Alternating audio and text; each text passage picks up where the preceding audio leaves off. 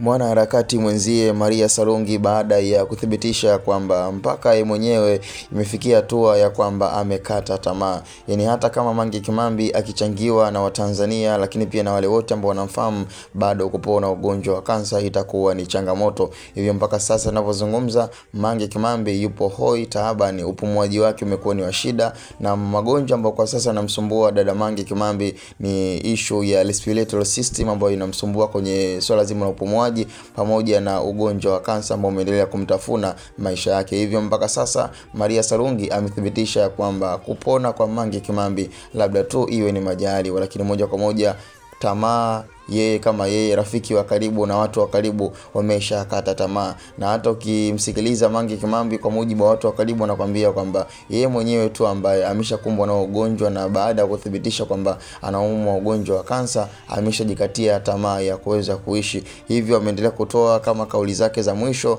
ya kwamba Watanzania waendelee kumkumbuka kwa yale ambayo aliwahi kuyazungumza na kuyafanya ndani ya taifa la Tanzania. Ila moja kwa moja taarifa ambayo mpaka sasa imeendelea kusambaa ni baada ya Maria Sarungi kuthibitisha kwamba yani watu wa karibu wenyewe pia wameshaanza kukata tamaa. Cha msingi sasa ni sikuchoshe sana kuweza kunisikiliza, ila ningependa tukutane kwenye upande wa comment ndani ya Bongo Umbea TV.